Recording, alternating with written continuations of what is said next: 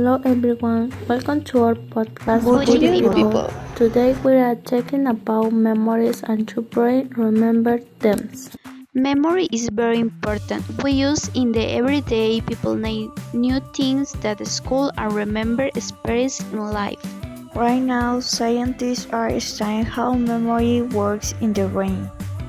And researchers are discovering new information about how we store memory. In the future, scientists will understand the trend better in the future. Technology will help doctors study memory problems. Students win a lot of better techniques to improve memory. And people will remember information more easily.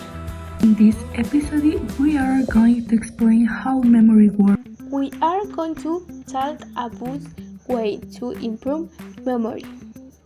And we are going to show two simple steps. Memory helps people learn new things. The brain stores information and experiences. So remember, sleep, will practice, and keep your brain active. This helps your memory every day. Memory is important for learning, right?